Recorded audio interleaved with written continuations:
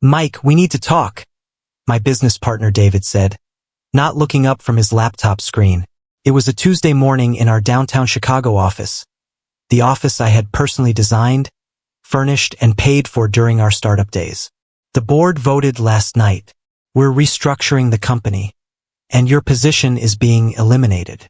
My name is Marcus Chen, 42 years old, and until that moment, I was co-founder and chief technology officer of Nexus Dynamics, a software company I'd built from nothing into a $50 million enterprise. For 7 years, I'd poured my heart, soul, and life savings into making our vision reality. Now David, my former best friend from college, my business partner, my supposed brother-in-arms, was casually destroying everything I'd worked for. But here's the thing about being the technical founder of a tech company: you don't just build the product, you build the infrastructure, you register the domains, you file the patents, and most importantly, you secure the trademarks. David had forgotten that little detail. Big mistake. Let me take you back to where this all began. Because betrayal this deep doesn't happen overnight.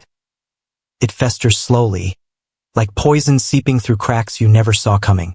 David Martinez and I met during our senior year at Northwestern University.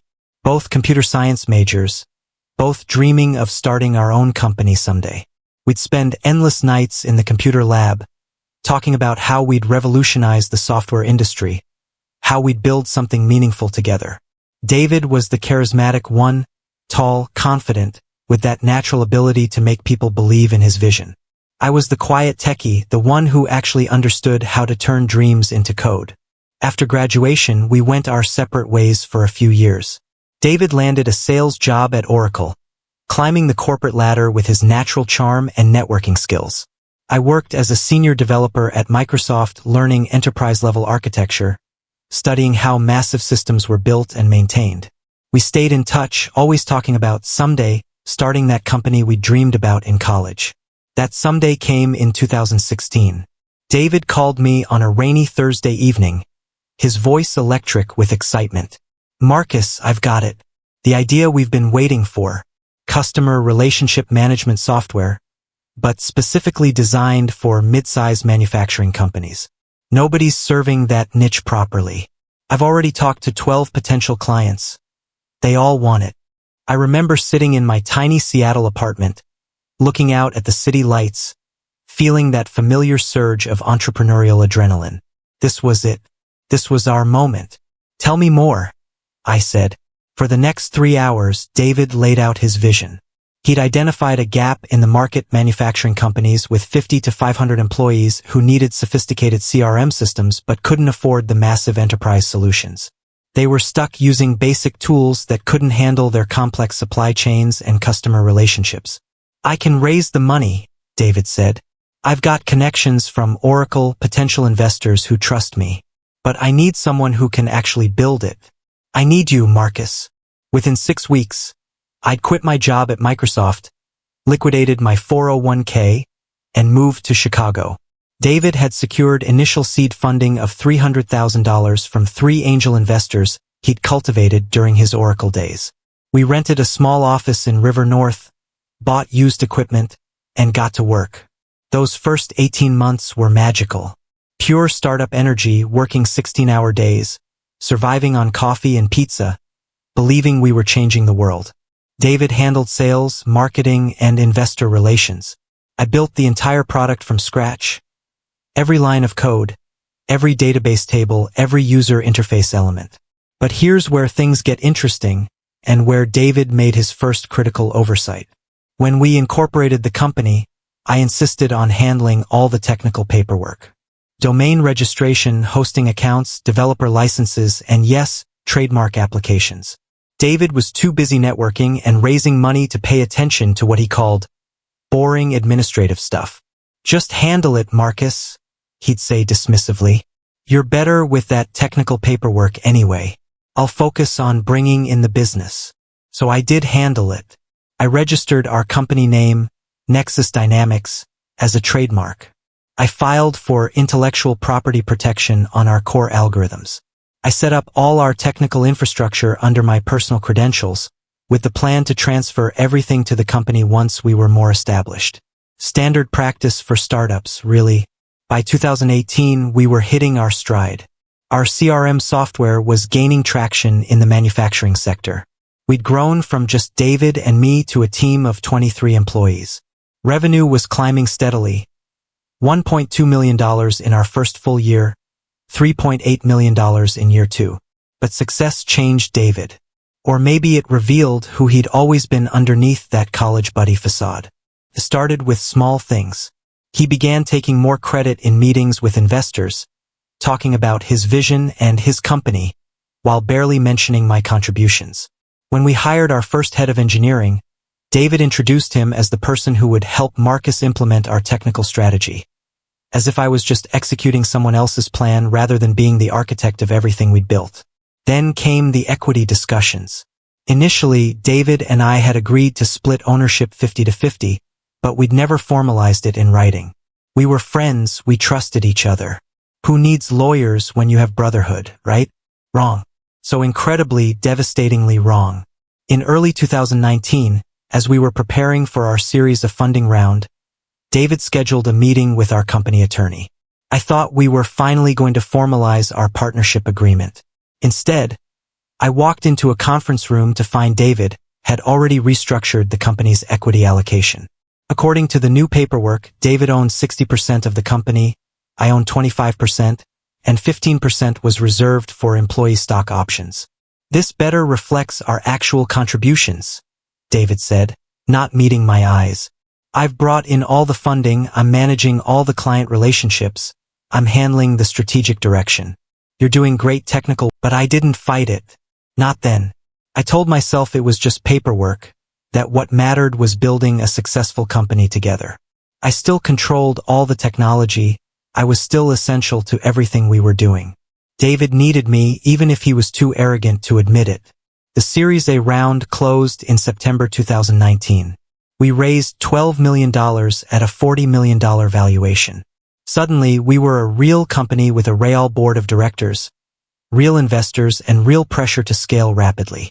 David hired aggressively salespeople, marketing specialists, business development executives. All his people, all loyal to him. The engineering team grew too, but those hires went through David's approval process. Gradually, I found myself managing a team that reported to me technically but looked to David for strategic direction. By 2020, we had 67 employees and were approaching $25 million in annual revenue. From the outside, Nexus Dynamics looked like a classic Silicon Valley success story. 2 college friends, brilliant idea, rapid growth, everyone getting rich. From the inside, it felt like watching my own creation being stolen in slow motion. David had hired a new CFO, Jennifer Walsh, a sharp-dressed MBA from McKinsey, who spoke fluent corporate buzzwords and treated me with barely concealed condescension. She instituted efficiency reviews and role clarification processes that somehow always concluded I was overstepping my boundaries as CTO. Marcus, you need to focus on technology execution, she'd say in meetings. Strategic technology decisions need to flow through the executive team. The executive team that David had assembled without my input. The executive team where I was increasingly outnumbered and outmaneuvered. Meanwhile, David was living like a tech CEO from a Hollywood movie.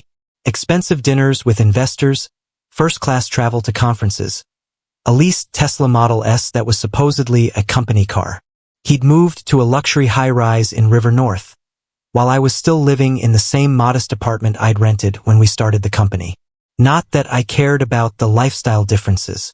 What hurt was watching him take credit for innovations I'd created, seeing him present my technical strategies as his own insights, listening to him tell journalists about his revolutionary approach to manufacturing CRM. But the final straw came in March 2021, during our Series B funding discussions. We were raising $25 million at a $120 million valuation. The company I'd built was worth more than I'd ever imagined possible. That's when David called a board meeting I wasn't invited to. I found out about it from Sarah, our head of HR, who accidentally copied me on an email about catering for the executive session board meeting. When I asked David about it, he gave me some nonsense about it being a financing strategy discussion that didn't require technical input. 3 days later, David and Jennifer Walsh presented me with a restructuring proposal. The company was growing beyond its startup phase, they explained. We needed more mature leadership, more sophisticated organizational structures. My role as CTO would be refocused on core technology development, with a new Chief Technology Strategy Officer reporting directly to David and handling all technical business decisions. It's really an opportunity for you to get back to what you love, Jennifer said with that fake smile she'd perfected. Pure innovation, without all the administrative burdens of business management. Translation: they were demoting me to senior developer while keeping my CTO title for appearances. I asked for time to consider the proposal. That night, I called my older brother Kevin, who'd been through several startup experiences in San Francisco. Marcus, they're pushing you out, he said bluntly. This is classic founder squeeze out. They'll keep reducing your role until you either quit or they find a reason to fire you. Either way, you lose everything. But I built this company, I protested. The entire product is my creation. They can't just... Yes, they can, Kevin interrupted. Unless you have leverage they don't know about. Please tell me you have some kind of leverage. That's when I remembered the trademarks. I'd filed the trademark applications for Nexus Dynamics and our core product names back in 2017. During those early days when David was too busy with investors to worry about boring administrative stuff. The trademarks had been approved and were registered in my name personally, with the intention of transferring them to the company once we were more established. But we'd never actually made that transfer. The trademarks for our company name, our product names, and our core intellectual property were still legally owned by me, personally.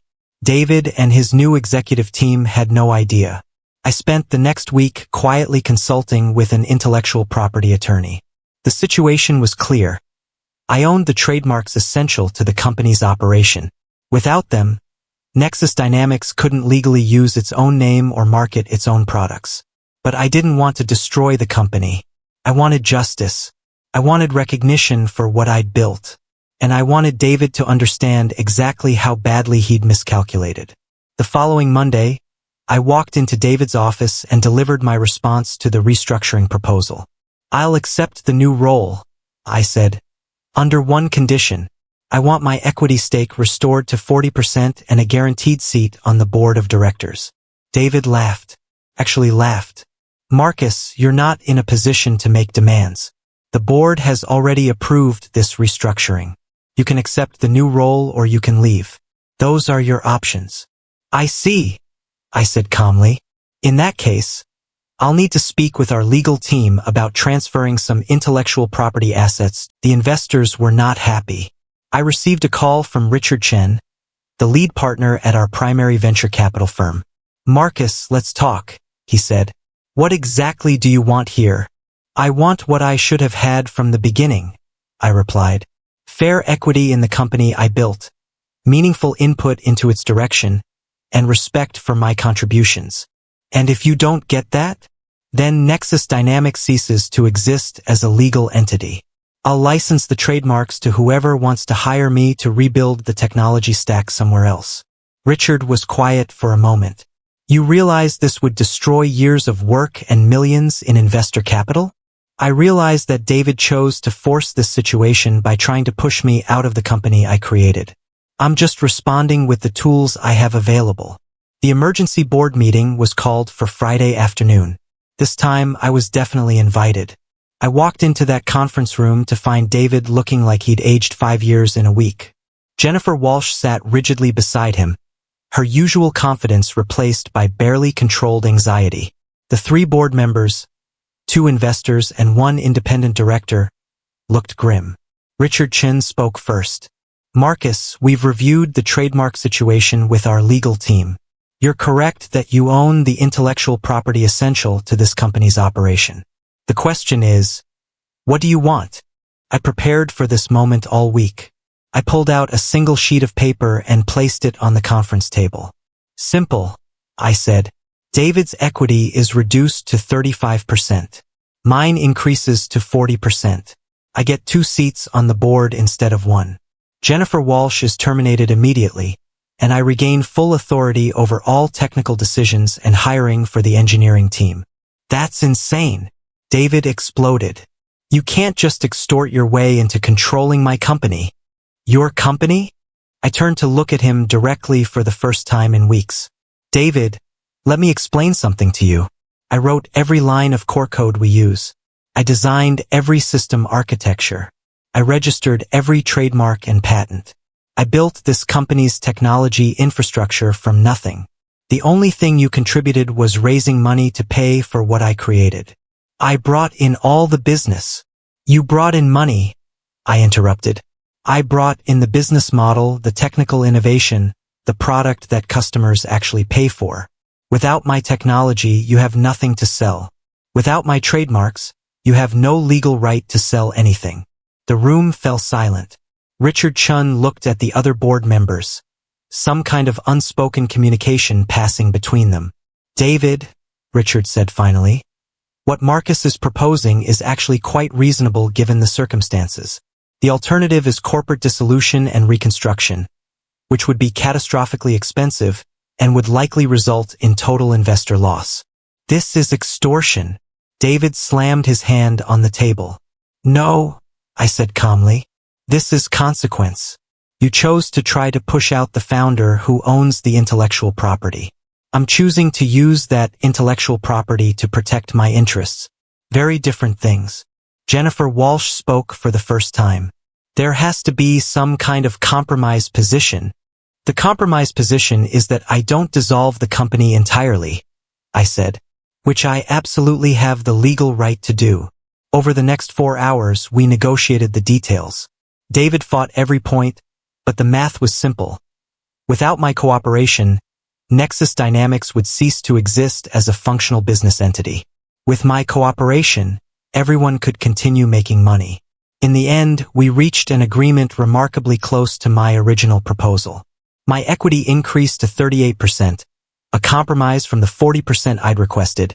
David's dropped to 37%, and the remaining 25% stayed in the employee option pool. I got one additional board seat, giving me more input into strategic decisions. Jennifer Walsh's termination was negotiated down to a voluntary resignation with generous severance, which was fine with me as long as she was gone. The key victory was regaining full authority over technology decisions and engineering team management. The entire technical operation would report directly to me, with no interference from David or any other executives. 6 months later, the transformation was remarkable. With full control over the technical team, I was able to implement innovations we'd been discussing for years, but had been blocked by David's preference for safe, incremental changes. We released a major product update that integrated AI-powered analytics, something I'd been pushing for since 2020, but had been overruled on because David thought it was too risky. The market response was incredible. Our customer retention rate jumped to 94%, and new customer acquisition increased by 180% year over year. By the end of 2022, we were approaching $65 million in annual revenue. David, meanwhile, had learned to stay in his lane. He focused on investor relations and high-level business development, areas where his networking skills actually added value. Our working relationship became cordial, professional, and clearly defined. He handled money and partnerships, I handled technology and product development. The funny thing is, we were actually more successful as a company once the power dynamic was properly balanced. Turns out that respecting the technical founder's expertise leads to better products, which leads to happier customers, which leads to more revenue. Who could have predicted that? But the real satisfaction wasn't financial. It was watching David realize that he'd never understood what actually made our company valuable. All his networking, all his fundraising, all his corporate politics, none of it mattered if the fundamental product wasn't excellent. And the fundamental product was excellent because I'd spent years perfecting it while he'd spent years taking credit for it. The trademark situation taught everyone a crucial lesson. In a technology company, the person who builds the technology holds the real power. Everything else, sales, marketing, funding, business development, is just decoration around the core innovation. During our next investor meeting, Richard Chun made a comment that perfectly captured the situation. You know, he said, looking at both David and me, This experience reminded us why we have such thorough due diligence processes for intellectual property ownership. It's also reminded us why technical founders deserve more respect in the partnership dynamic. David nodded along, but I could see the frustration in his eyes. He'd spent years believing that business skills were more valuable than technical skills, that fundraising ability trumped innovation capability. Having that worldview shattered. These days, Nexus Dynamics is thriving. We're profitable, growing rapidly, and considering acquisition offers from larger companies. David and I work together effectively, but we're not friends anymore. That trust, once broken, can't be rebuilt. Sometimes people ask me if I regret how aggressively I handled the trademark situation. Could I have negotiated more diplomatically? Maybe found a compromise that preserved our friendship? The answer is simple. David made his choice when he tried to push me out of the company I built. Everything that happened after that was just him learning the consequences of underestimating the quiet technical guy who'd been handling the boring administrative stuff all along. If you're a technical founder reading this, here's my advice. Respect your business partner, but protect your intellectual property. Register those trademarks in your name until the equity split is formalized. Document your contributions. And never, ever let someone convince you that building the actual product is less valuable than raising money to pay for it. Because when push comes to shove, the person who owns the trademarks owns the company. David learned that lesson the hard way. And honestly, I'm not sorry he did. The best part about winning isn't the money or the equity or the board control. The best part is knowing that every day David sits in his corner office, using the company name I trademarked, selling the products I created. He's reminded of exactly how badly he miscalculated when he tried to push me out. Some people call it revenge. I call it justice. The quiet technical founder finally getting the recognition and control he should have had from day one. Sometimes the best revenge is simply proving that you were more valuable than they realized. And sometimes, just sometimes, intellectual property law gives you the perfect tool to prove that point. David forgot I still had the trademarks. Biggest mistake of his professional career.